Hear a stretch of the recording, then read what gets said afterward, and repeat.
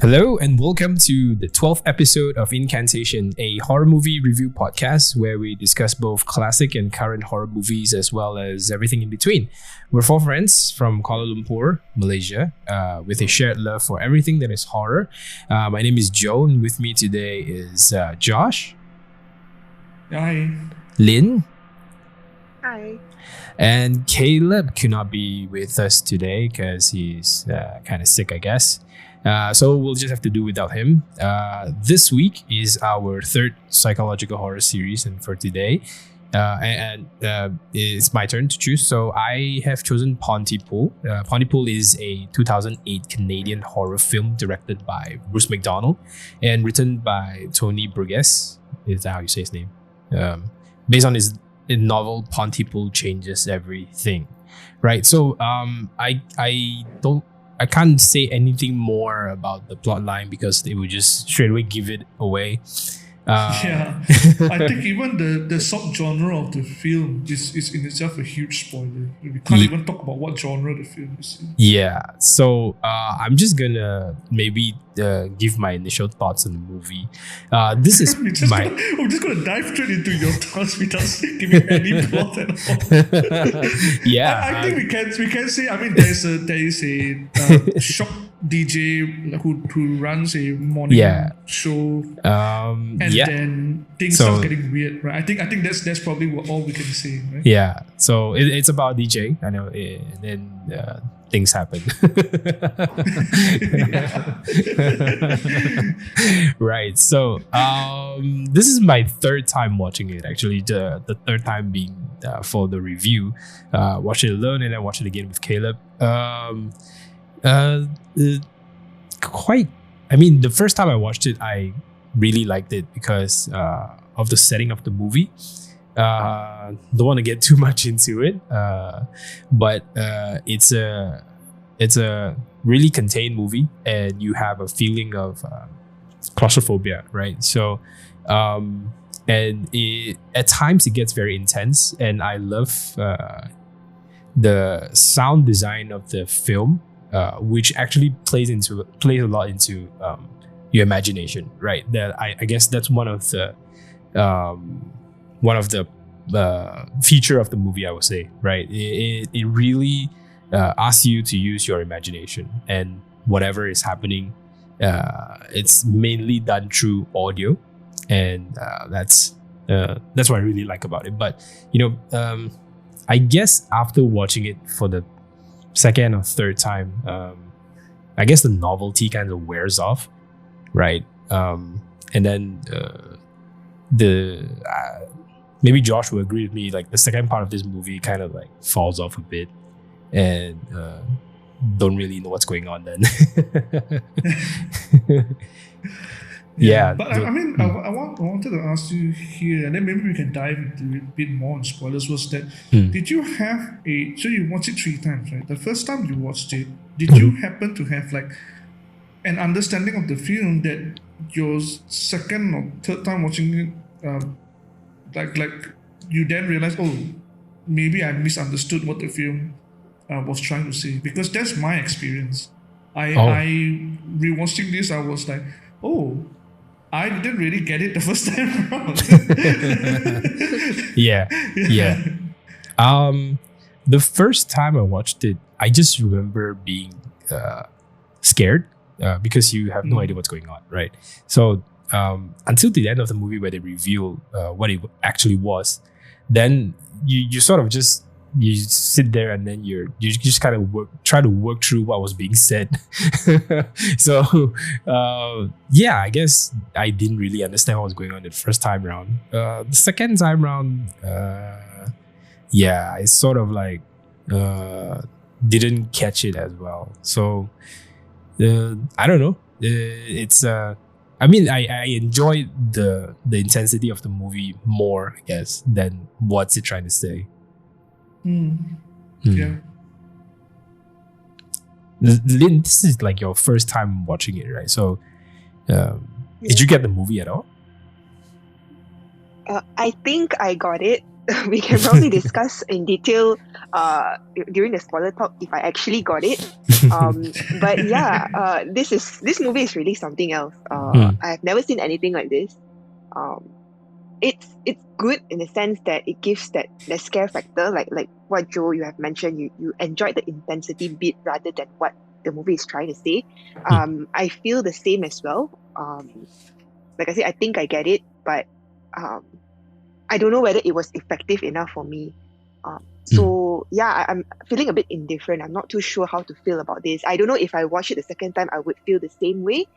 But yeah, probably I would need a second time before I could probably speak more about it lah. Right. Josh? Okay, so when you recommended, or when you said that we are going to be reviewing Pontypool, you heard how excited we got, right?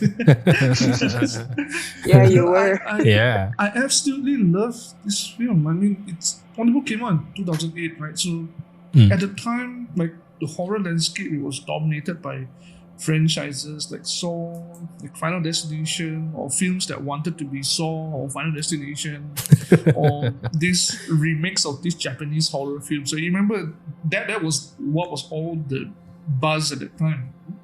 But my gateway to horror, because that was around the time where I was starting to explore the horror genre more, and my gateway to horror wasn't those bigger budget films, right? And I think, Joe, maybe you're the same as me, that we actually look into more indie releases. Like for myself, it was like Pontypool, House of the Devil, The Devil's Rejects, Hard Candy, Trick or Treat, Thief, all these smaller films. And I love those films because probably I'm a hipster at heart, right?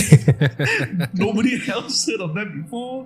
I could like them before they were cool, they were mine. And so, like I can say, like, what's your favorite horror film? Oh man, it's Pontypool. What? Pontypool? No, it's a Canadian indie film. You've never heard of it, but it's really cool. Right? So I was really excited when you said that we were going to see the film again. I was going to get a chance to see the film again. And all the things that I remember loving about the film are still there, right? How the director, McDonald, he really milks the setting, the basement of an old church. He just milks it for all it's worth. Right. There are some unexpected bits of humor, and the two main characters, played by Stephen McHattie and Lisa Hu, I think they give really, really strong performances. But okay, now's the hard part. To be fair, the Pontypool has a brilliant premise, right? Again, we don't want to spoil what it is, but there comes a specific point in the film when they introduce a new character, and past that point, this time around, the film really lost me. Like, I feel like the more that it tries to explain itself, the worse it gets. And so I'm finding myself now in this curious situation where I still absolutely love the first half of Pontypool, but then I see the second half and I think, man, it's really a mess. And so, and like I mentioned, right, or like I hinted at, like younger me misread what the film was trying to say back in 2008. And so I've been carrying around this misconception of Pontypool for years. Years, man. My life has been a lie up to this point.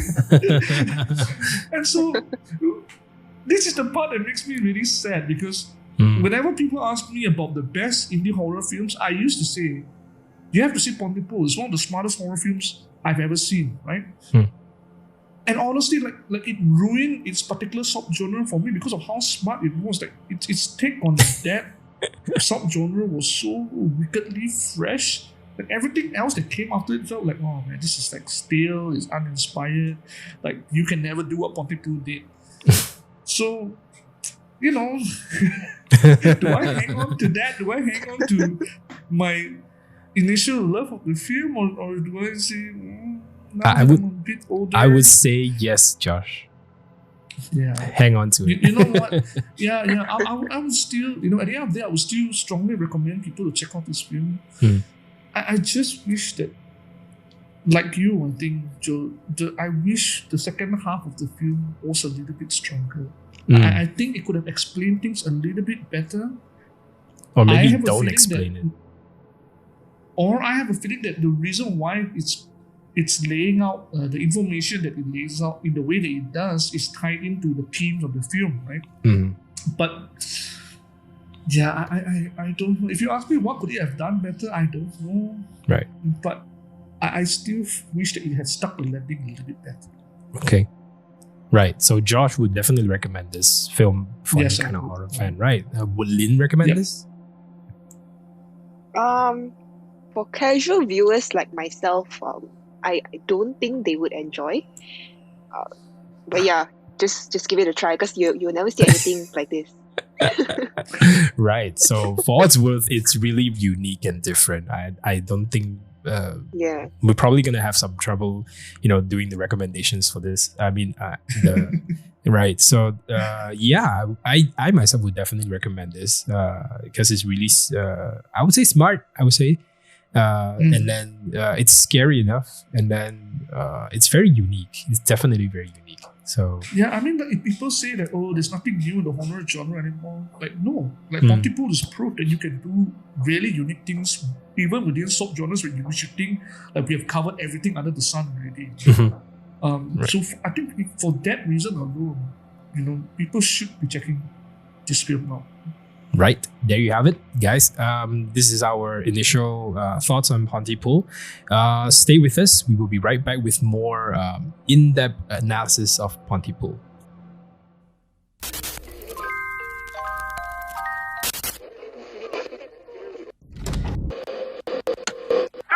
pulling two people out of a van!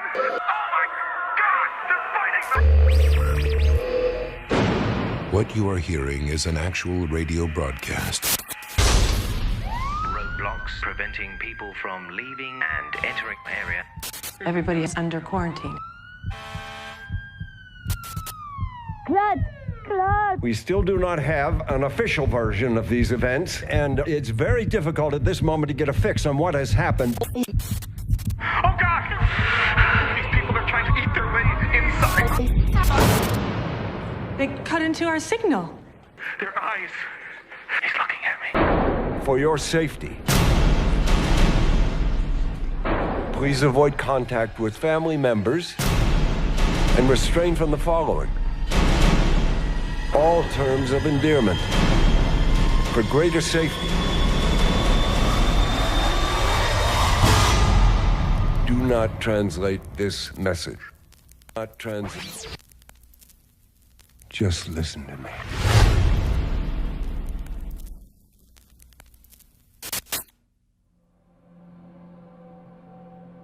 Okay, welcome back. We are Incantation, and this week we are talking about Pontypool, a really small indie Canadian horror film. What's it about, actually? Some would say it's actually a zombie movie. A lot of people say it's a zombie movie, but I'm not sure. I'm not so sure if it's a zombie movie. It's actually about this radio DJ who comes into work, and then stuff starts happening. And there's a reporter outside who keeps calling in, and then there's reports of people exploding out of a clinic, and then they start getting violent and they start eating people, and then it's sort of like the thing sort of like evolved into some sort of a language virus where it affects the mind, where certain words are spoken, certain words are infected, and then when the words go into your brain and you comprehend that word, and then you sort of just lose your mind and go crazy, and then you just become one of the horde. Yeah, I guess that's the best way I can explain what's going on. Yeah, but I mean, also go back to what you were talking about at the start of the film. For the first half of the film, you and Mazzy and everyone else in the studio don't have any idea what's going on. You are being drip-fed this information, contradicting information from the phone calls they're getting, right, from the people that they're speaking to. But I thought that part was like really really good. Like you know you can tell like this is a film made on a micro budget, but you are doing everything you can to stretch that budget to the max of what you can do, right? And I even love the even the reporter Ken Loney is on a fake helicopter. Yeah, but that's the thing. Like, I feel like that was so clever because that's like a meta commentary, right? It's like, okay, because you can't see it, then we can do anything we want, right? Ken is doing it, the director is doing it, and so I thought like that's so smart. That's really really smart. And I'm wondering like Lilian, like for you, like was it something that's in the film's favor, or did you feel, man, I wish they would just show me something more rather than just hearing about everything that's happening? No, I think the single setting thing really worked. It really leaves us with our own imagination to just imagine what's happening out there, like and the tension that you're feeling, not knowing what's actually out there, and you don't know whether they are telling the truth or it's just a fake scene that people are trying to create. I think it really worked because you just don't know what's actually out there, and you're just relying on what you think it is. And actually I just thought of another movie that we watched before. I think it's called Cloverfield, not mistaken. There was one dude who's keeping this girl in a cabin 10 Cloverfield underground. Lane. Yeah, and then he was and then he was saying that the air outside is contaminated, but you just don't know if it's true. Right. It's very similar, like the situation. You just don't know what's outside, and Grant even wanted to go out, and then until that whole horde of people started running towards the recording studio, right? So that's when they actually realized that it's actually true. So I really liked how that single setting thing worked in this movie. I think it's really effective. Right. And it gives you that claustrophobic feel as well. Like you just don't know, you're just confined. Yeah, and the characters or how they were written is actively trying to sow these seeds of doubt in your mind, right? Because like they were saying, this is like a drunk season here in Pontypool. Yeah.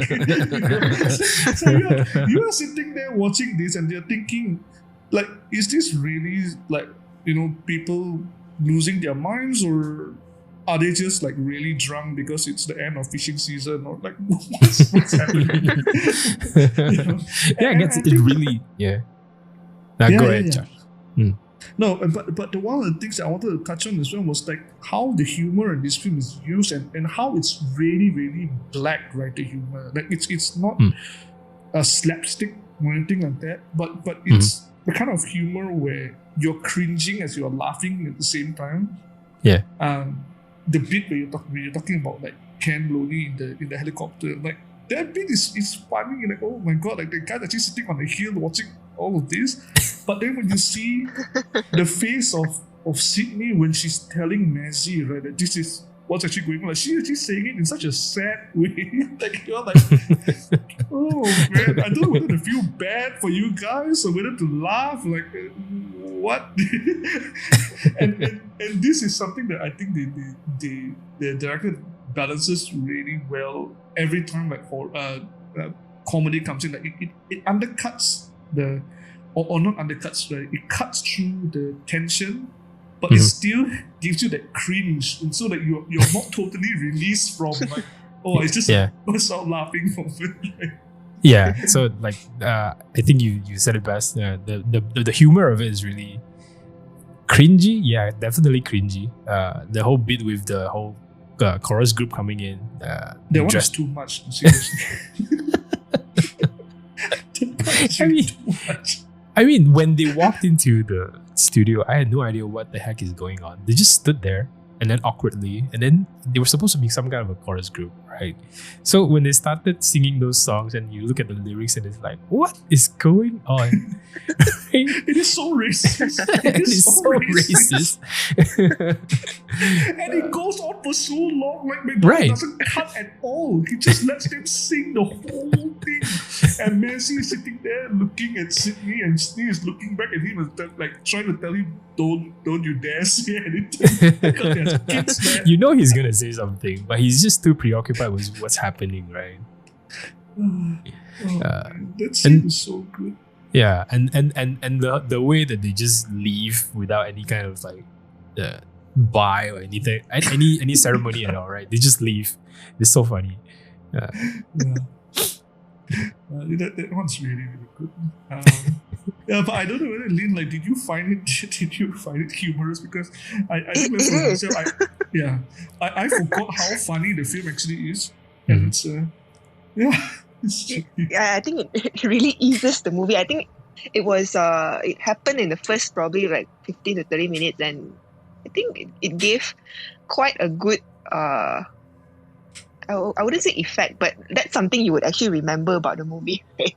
And yeah, I think that one of the girls were also infected. That was how, like, you kind of know that. I mean, it's a hint lah. It's a hint towards the whole movie as well, because that one of the girls kept repeating something. So I think it really worked, because people would remember the movie because of that scene. And weren't they in blackface as well? Were they in blackface? They were, right? Yeah, they were. They darkened their face. They darkened their face. There was a guy dressed as Osama bin Laden. It's too much. Yeah, but this was in 2008, right? Where it wasn't so sensitive. I think it's still offensive. Like he knows. The director clearly knows that it's offensive. That these people are coming in the most offensive, stereotypical kind of. And that tension between like Messi, is he going to say something? Is he positive? Just so funny. Yeah. Okay. I'm gonna talk about the virus. So the virus, what do you guys think the virus is exactly? Or maybe not exactly, because not all information is available, right?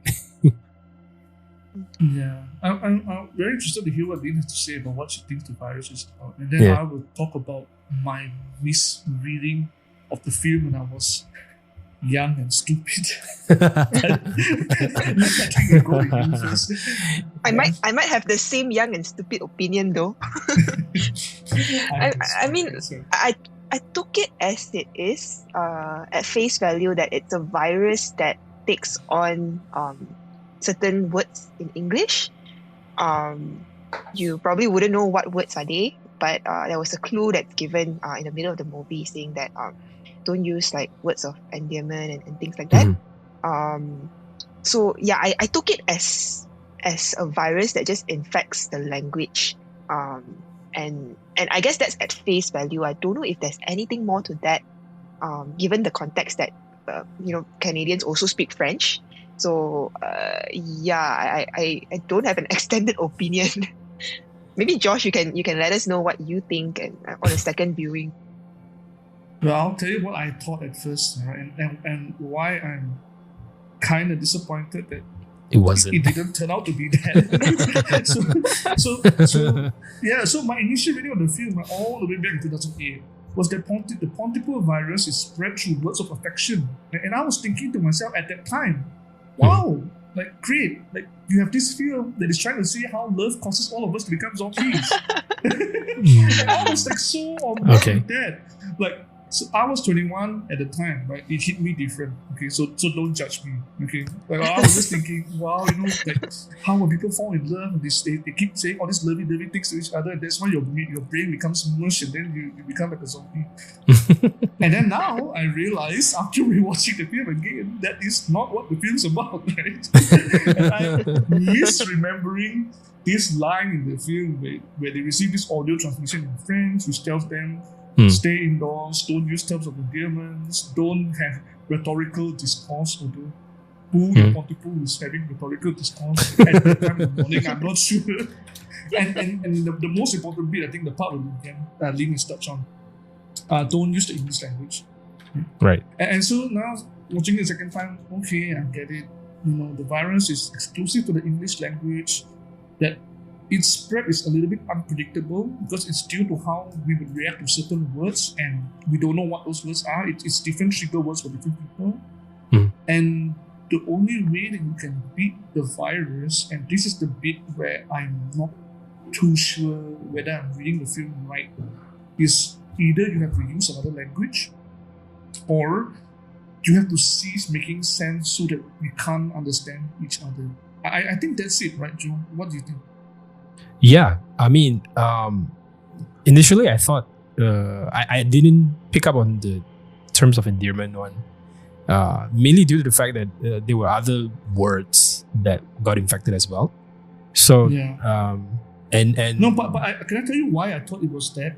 It was because of the scene where Sydney's on the phone with her kids, right? And then you realize that something's happening to them. They're probably getting infected over the phone, and because of the words that she's using, and also that last scene where kill is kiss. So you know, like I was thinking, it seems to be like all of these lovey-dovey words, right? Seem to be the ones that are. But if my 21-year-old self could have actually look at that scene a bit better, what he was actually doing was that to change how she thinks of the word kill to become kiss, which is a term of affection, but doesn't seem to be harming her that much. Yeah. So totally blew the interpretation of mine out. I mean, it's even if it's that. I mean, even if it's not that, it's still scary because like when I first watched it, it was the people that were infected were just random people, right? I mean, they started chanting things, right? It wasn't just one word. It was phrases. It was like sentences, and people were just chanting together. I mean, when the reporter Ken was describing the scene, people were walking around chanting, and then they were not just one words. So to me, it was just any words. And when the doctor that came in later started explaining some kind of like a alternate dimension hopping virus that infects the language, I thought that was damn cool. Right. I was thinking that this guy doesn't know what on earth he's talking about. I mean, he's sort of like the ground zero, right? He's the person who is like the first one to actually observe what's going on, and he's the one that's making all these deductions. He's the one who's surviving, right? So I'm not sure if he's accurate or not. I mean, no one is sure. But I guess he would be pretty close. It was some kind of thing that just became self-aware in the ether somewhere, and then just jumped into the English language, right? I mean, that idea is pretty cool to me. Right. So the fact that it could just infect a language, and it's sort of like intelligent that it can just recognize the English language. Right, so I took it as a monster movie. Right, when they start explaining it. So but I mean, you were saying that for yourself, like you found it pretty scary, right? So I mean, there had to be some scenes that you found like either gruesome or scary. Which one stood out for you? Gruesome. I think gruesome scenes, they weren't that many, but what really made my hair stand was the transmission. The transmission that says, "For your safety, please avoid contact with close family members." And the last line just goes, "Please do not translate this message." And they did just that. So that, like, I got chills listening to that. And I'm like, oh no. But didn't you find that funny as well? Like, hey, you are the one who knows French. You are translating. You knew that the last line says, don't translate it to English. And what are you doing? Like, the first thing you're doing is just translating it to English. The person who did that transmission is really dumb. They should have just started with, please do not translate, instead of ending with it. Yeah, but even saying please do not translate, he's translating it into English already, right? So the whole thing, like I found that more comedic than scary. But I'm glad that you found it scary, because like for me, I just found that this is the whole thing's ridiculous. Like if you didn't want to translate to English, like don't say it. If you say it, that's the first thing I'm going to be doing. Right? Oh my goodness, he's saying. We shouldn't be saying this in English. Yeah. I guess at that moment when I initially heard it, I mean, it's like, oh no, you guys have been translating this, so you guys are gonna get infected and everyone's gonna die. So that for me was sort of like the turning point of the movie, right? It was almost halfway through, where they did not know what's going on, and then they just got this random transmission, right? So to me, that was quite scary for me. Yeah. What about Lynn? The scene where Laurel Ann was head banging on on the glass at the soundproof room. man. Yeah, that was just she bit her lip, I think, and was bloody all over.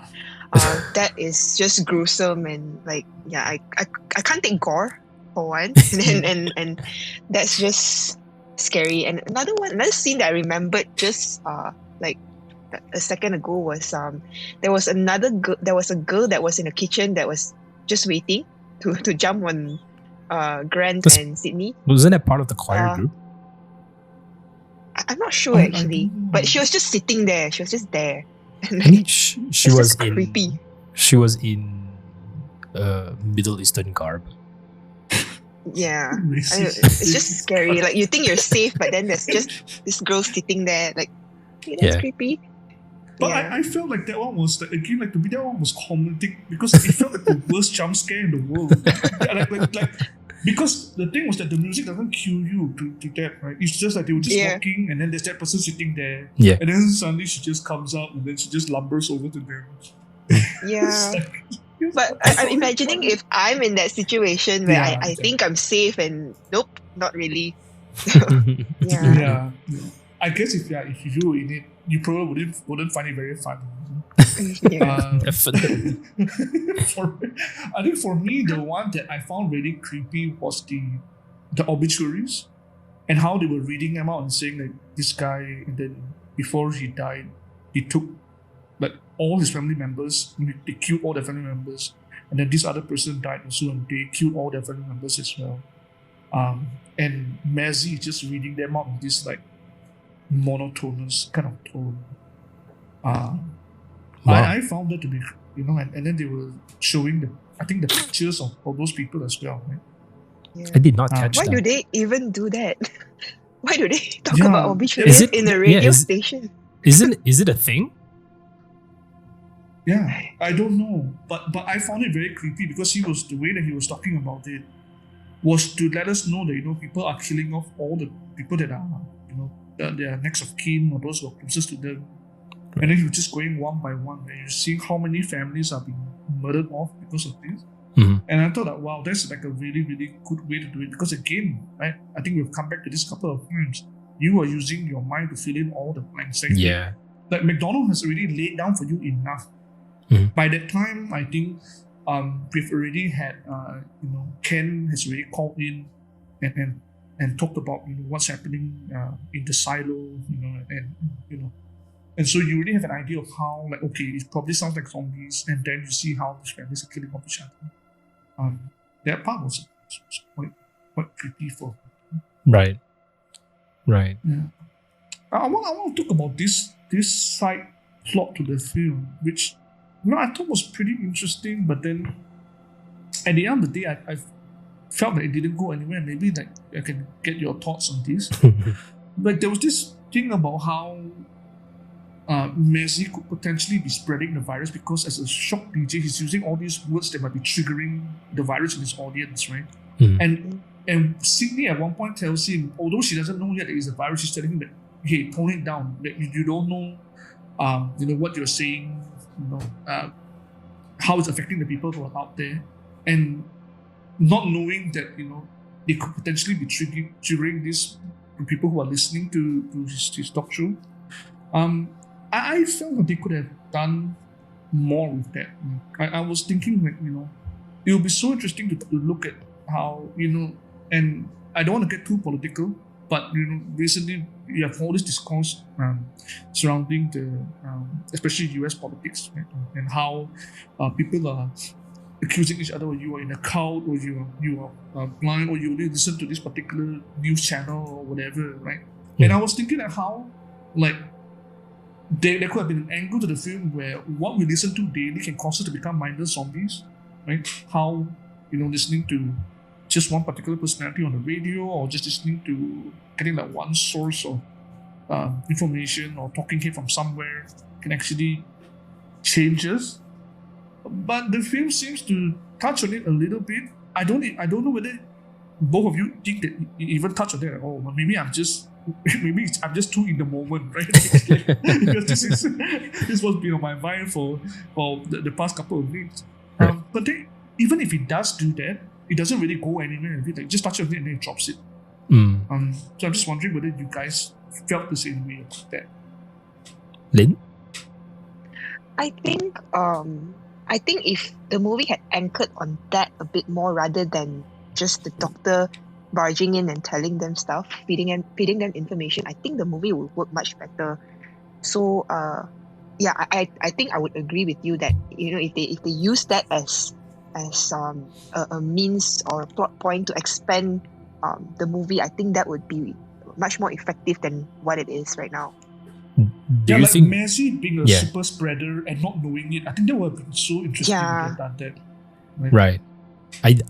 I mean in the context of the movie itself, right? I don't think Mazzy is the one that's spreading it, because they have to sort of like do something to the person to spread it, right? If you listen to Ken, he was in the silo and this person just sort of like overcomes him and then sort of started whispering to him. And then I forgot what was it, but they have to be sort of like in close proximity, right? In order for it's a to word. spread. I think that's the thing. It's a word. Once that word triggers something in you, so it seems to be like there's a virus that's in the air, and maybe all of us have it already, right? And it just needs something to trigger it, and what triggers it? Our words. It's a word. Yeah, it's our words. And the scary bit is that you don't know what the word is. Like it could be different for different, because Mazzy uses kill, doesn't affect him, but it certainly affected like Sydney. Right. Right. How did Sydney get infected? She said it. She used the word, and then she triggered herself. Right. So yeah. Okay. I mean, if the doctor is right at all, you have to be able to comprehend the word. If you comprehend it, then the virus sort of like infects you. Is that how it works? Yeah. Yeah. I think so. And I'm just wondering, Lynn, what you think about. So let's talk about maybe that ending scene, right, where they are in that the kill kiss scene, and I think that's where the movie hinges on, right? Because if you get the scene, then maybe it makes a bit more sense. If you don't, then you're gonna be like, okay, what just happened? Right? So my interpretation of that scene is that because kill is the word that triggers the latent virus in Sydney, and what they have figured out by that point is that, okay, if that word is the one that triggers you, you need to make that word mean something else to you, or it needs to be like incoherent to you, right? So that that's how you fight it off. Kill has to mean something else to you totally. Your mind has to be scrambled enough so that it doesn't take the virus doesn't take a foothold in your mind, because once it does, then it's pretty much game over.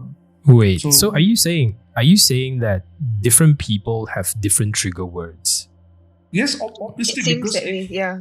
Yeah, really? Because if not, Messi would have been triggered by kill as well, right? But he wasn't. He said right. it, he heard it, but nothing happened to him. But that's not really consistent with what's happening in the beginning, because everyone was sort of like infected by a single chant. No, the bit of, are you talking about the chant where they are saying Sydney? No. I'm talking about when they sort of like, I mean, Ken was sort of like describing the scene, and everyone was chanting the same thing. I mean, I guess that's sort of like how the virus seeks out the next potential victims. I see that as the symptom of the virus, right? So once you become a zombie, then that's how they used it to their advantage when they played that Sydney Brer is still alive, and then they got it to loop, and so the zombies will latch onto that phrase and they will start repeating it themselves. So I think once you become a zombie, then if you hear a certain phrase, they'll start repeating. You start repeating it. And so because there was a large enough number of them, and one of them starts saying it, like everybody starts saying it, which again, very interesting concept, right? Hive mind kind of, infected by the hive mind, but it doesn't really go too much anywhere with it. And I'm probably going to just stop talking now, because I really want to hear what your ideas are on that last scene. Right? I honestly don't know. I mean, I took it as it is, like what you said. Different words infect different people, and she seemed to be infected with the word kill. And I mean, I just took it as it is. She eventually believed that kill is kiss, and they end up kissing. I don't know. I really don't know how to interpret it. And that's how like Grant got an idea that, you know, let's just mess things up and then put it on air, and then I don't know if that worked, but I honestly didn't really like the ending because I just couldn't figure out what was happening. And I don't know if it was just me who didn't understand, but I just took it as it is lah, because there's nothing much I could take from that scene, to be honest. Yeah, because at the end of the day, right, I think the question that you come back to, like, okay, Joe, for you that you felt that it was a monster film, but I think most people watching it think it's a zombie film, right? And I think that the question that I would return to is, what's this got to do with zombies? Like what's this? Because a lot of zombie films are, you know, you watch your Dawn of the Dead, you know, those seminal zombie films. Zombies are always a metaphor for something, right? So George Romero was really big on like socioeconomic disparity, you know, or how we view consumerism. Consumerism, or how we view the horse. Consumerism is more Zack Snyder's version, right? Yep. You know, I know a lot of people love to hate Zack Snyder, but his Dawn of the Dead was actually pretty good. I thought it was pretty good. But yeah, so it usually means something, and then, you know, Walking Dead, you know, we the humans are the real zombies. You know, the zombies is inside us all along. Yeah, the virus is inside us. Yeah, it stands for something. I'm just wondering, like, what's the zombies? What are the zombies supposed to stand for? I'm not sure. Do you have any ideas? No? I have no idea. So that's why it was better as a monster movie for you, right? If it's a monster movie, then we don't have to think about. I mean, there's a few things that's inconsistent lah. Like maybe it's just me. I don't understand how the virus really works, and I mean, even the ending scene, right? It's just to not make sense. I mean. It happens to me a lot when I stare at a word long enough and I spell it out enough times. I mean, the word just starts to lose its meaning. I understand that concept, but I don't understand why it works in the film as an antidote to the virus, right? So I have an interpretation.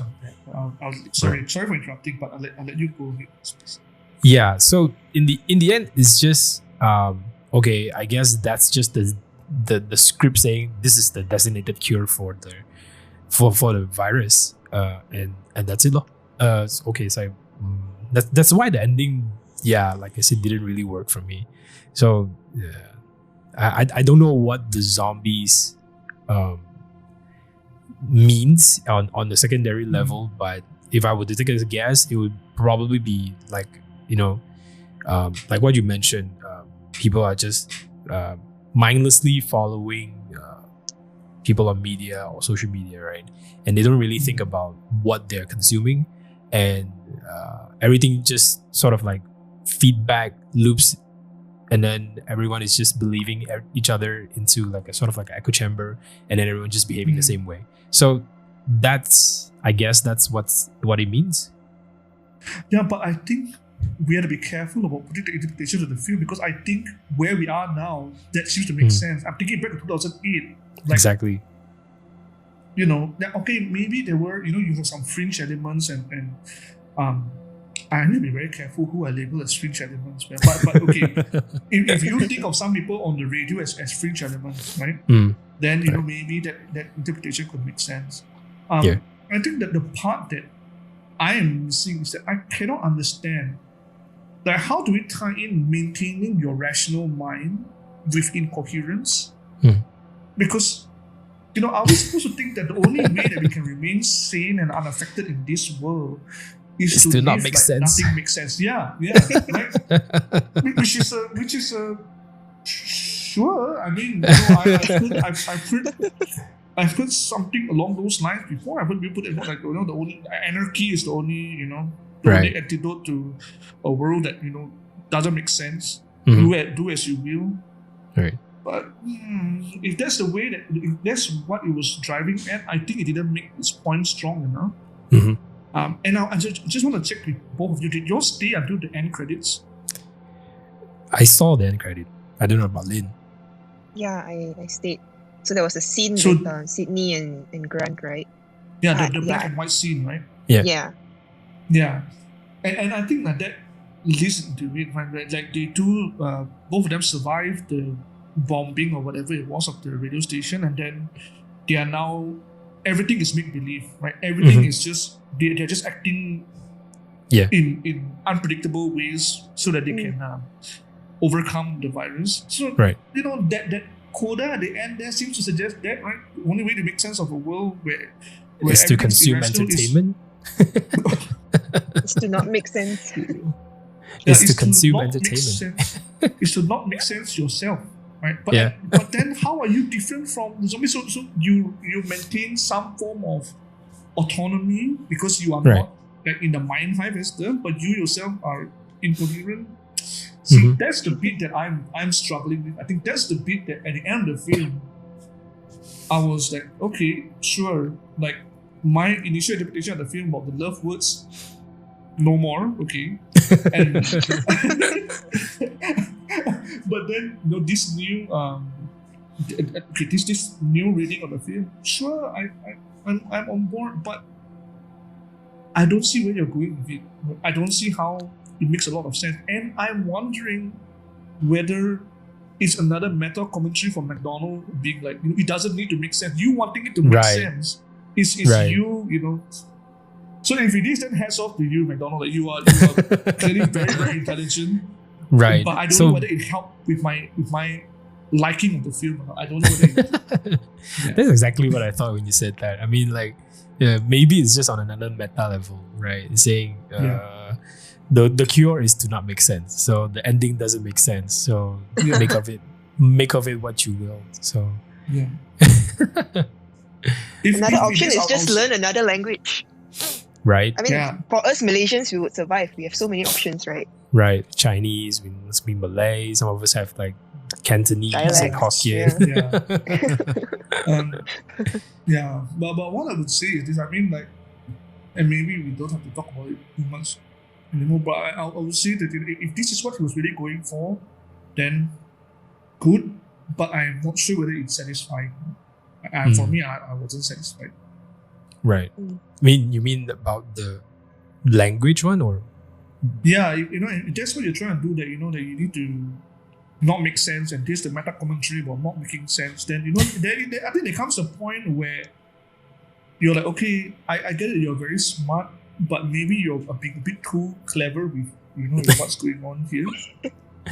Or maybe he just doesn't know how to end the film, and then it's just like, I don't know, it doesn't make sense, so let's not make sense. Yeah. Yeah.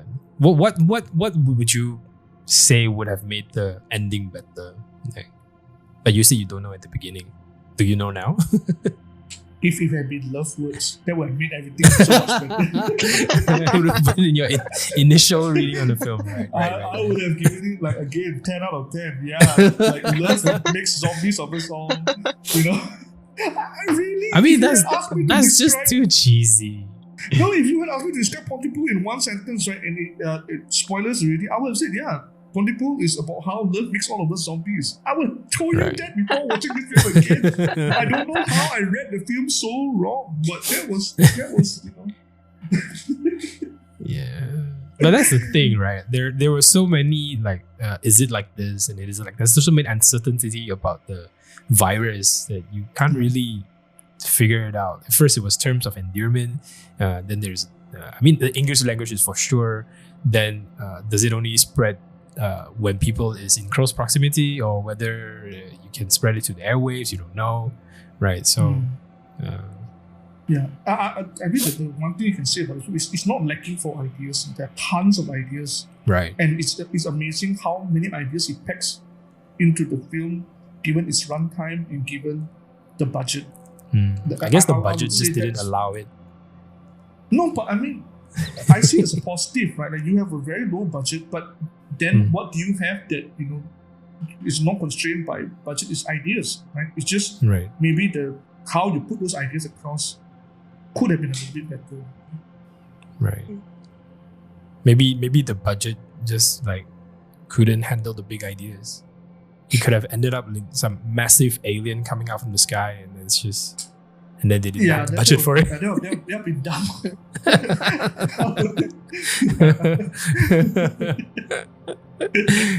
Right. So maybe we can give our ratings for this film. I could go first. I really like this movie. The first half, the second half just has me scratching my head.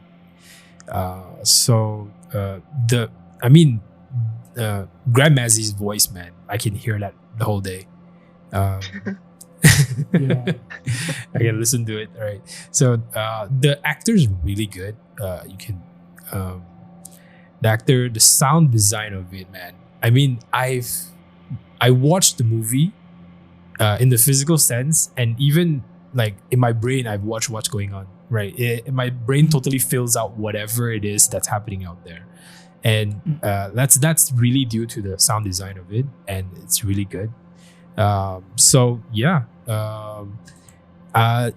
If you ask me when I watched this movie the first time in 2008, I would probably give it an 8 or something. But today I'm gonna give it a 7. Yeah. Maybe Lynn, you can go.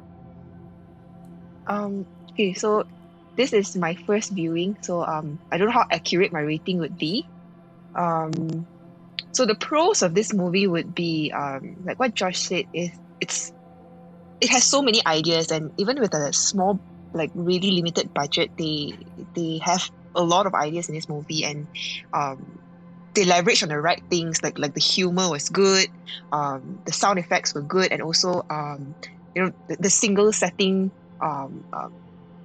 shoot of the whole movie, it's really effective because it leaves you only with your imagination to think what's happening outside. So those are the good stuff about the movie. But I guess the loopholes would be the whole movie, what does it even make sense? What's the whole agenda of like not comprehending each other?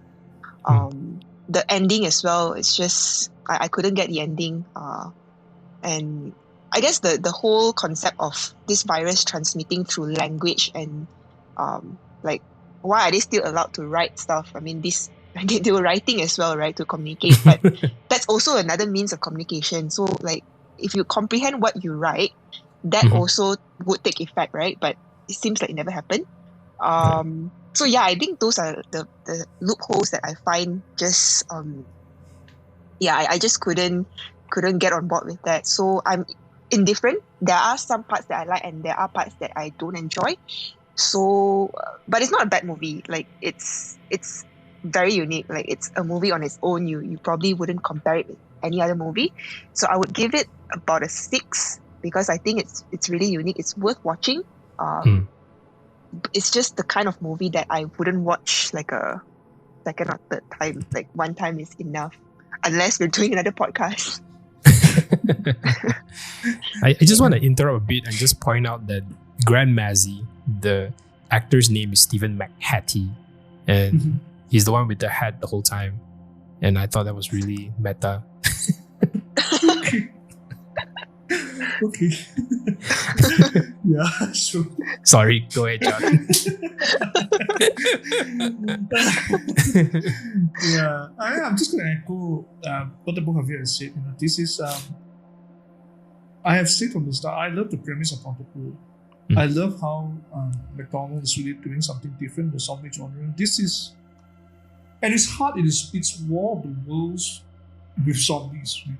This War of the Worlds is a radio play that also just came up with. It's really that kind of setting, and the setting is brilliant. I think the acting is really, really good. And there are some really good ideas in the film. I'm just not sure whether they stick the landing. I mean, what I would say is this, right? In 2018, Consequence of Sound ranked Pontypool as the 43rd scariest movie ever made. Right. Which I want to say should invalidate any list they make about horror films ever. But as I scrolled down the list, I saw that they ranked possession as number 39. So I'm like, okay, you guys get out of here. Get out of here. Go away. It's a good list. It's a solid list. Is it the pointed, scariest film? Bias. I'm not sure. I'm not sure whether it's that scary. I think the best thing about the film are its ideas. And it's really entertaining for the most part. It does a lot on a very, very small budget. Right. So, like Joe, I think if you had asked me, if I had reviewed this or talked about it without having seen the film again, if it had been Love Mixes Zombies, this would get a 9 out of 10.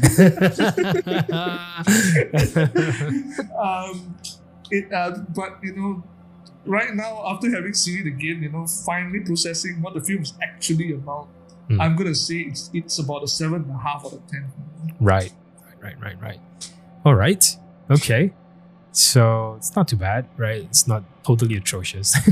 No, it's not. Yeah. I would like to hear Caleb's rating. Yeah, maybe we'll Probably ask could him ask in the him next offline. podcast. Yeah. Yeah. So I think one thing about these kind of films also is that sometimes you grade on a curve as well. You take into consideration, like for me, the biggest thing when thinking about like what the rating would be was to think about the budget and what they're doing with that budget. And I think if you look at it from that perspective, I think it's quite exceptional what they managed to do, given how minuscule the budget for this film probably is. Yeah. Okay. Maybe Josh, you can let us know some of the recommendation, anything that is similar to this movie.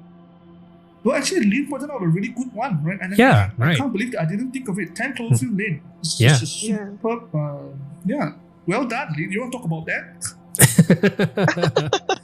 Yeah, I go for can't it. really remember, apart from this old man keeping this girl in this underground cabin and telling her that the air is contaminated, it's dangerous. And and she's not sure what's going on outside as well. That's just the only part I remember actually. And I don't know what happened in between. That really had aliens come out at the end. Yeah, that one legit had aliens. Sure. Okay. So 10 Cloverfield Lane, I think great.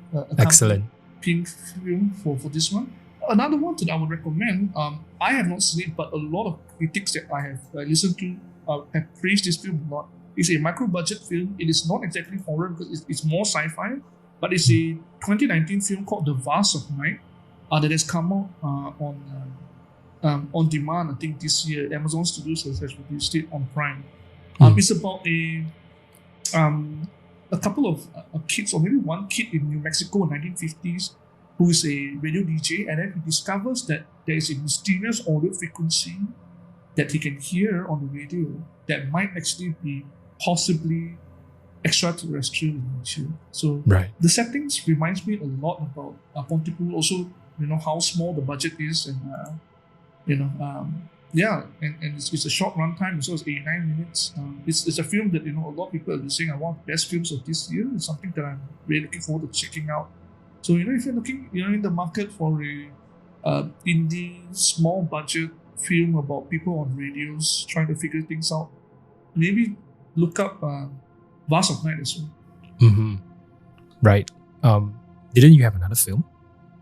I think Vast of Night is a better film. Right. If that's the case, I myself have another. It's not a film, but I don't know if you remember the Black Tapes podcast. Yeah. Yes. Oh, I love it, except for the ending. I hate the fact that they never came back. They teased us that something's going to happen and they never came back. But the Black Tapes, for those who don't know, is about they investigating some sort of like a frequency that affects people, that turns people mad as well. So if you guys really like Pontypool, you can also check out the Black Tapes podcast, which is awesome, except for the ending, and they didn't come back. So I hate them for that. They had a teaser that said that they're coming back. Exactly. And they didn't. Right. Oh my word! It's honestly like it is probably my favorite podcast of all time. Because I love how the story was so engaging. Yeah. The whole premise of it as well. So we will be doing the last episode of psychological horror next week, right? Yes. So the only person who hasn't chosen would be Josh, and he's kept it a secret from us the whole week. So maybe Josh, take it away. Okay, so I initially I told the group that I wanted to choose Silence of the Lambs because, it's a classic psychological horror film, and it's a film that when I watched it the first time, I didn't really enjoy it. I Ed Harris's books, like for me, were like I love his books when I was a teenager, and I think reading the books first before watching the film, it was a case of like, it's not really like the books, the entitled brat. That was a teenager. So I was thinking, okay, let's do Silence of the Lambs. But then, of course, last week Joe pulls out Pontypool. So I was like, okay, I can't be, Joe's bringing his A game. Right? So I can't be just going like, it was not intentional, Josh. Everybody's going to be thinking, they're going to be doing Silence of the Lambs. Well, no, we are not doing Silence of the Lambs. Okay, sorry. So for our final psychological horror film, I'm going to suggest we see A Tale of Two Sisters. Yeah. So no. It's a why? Okay. Why? All right. Okay. Why not? No. I mean, it's a great thing. It's a great thing, Josh. Yeah, no, but do you not like it really? Like, yeah, let's find out next week, right? Next episode. Okay. So anyway, if you don't know, A Tale of Two Sisters is a Korean film from 2003. It's about this girl who has been released from a mental institution, and she comes back home to find out that she and her sister are being oppressed by their stepmother. It is both the highest grossing Korean horror film of all time, and it's the first one, I think, to be screened in American theaters. Like the first Korean film that was not, translated to the American setting, just shown in American theaters. So, this film literally made me reconsider how I watch horror films. And maybe I'll just share why here. Okay, I'll just share why here. See, when I first started working, what I used to do was I would look forward to Friday nights because, you have the weekend, and I would spend my Friday nights in bed watching horror films till late at night, like 3-4 in the morning, and then go to sleep and wake up late on Saturday. And so that's what I would do every weekend. But there came a time when I watched A Tale of Two Sisters, and there is one scene in that film in particular that scared me so much that I remember going to the washroom at 3 in the morning, just looking at myself in the mirror and asking myself, dude, what are you doing with your life?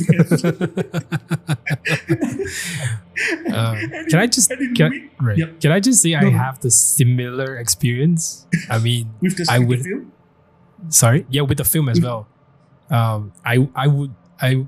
After watching, I was watching this with not Caleb, my brother, but another Caleb who was like having a sleepover. So there were a few of us, and man, this film messed me up. Yeah. So that's where the old nose coming from. Yeah, I mean, I had the same sort of like experience going into the toilet. And I'm like, what the heck is happening? Yeah. So yeah. And so and that it literally stopped. It really stopped my Friday night horror movie watching habit. I just completely dropped it after that because I was like, I can't do this anymore. Like, this is too much.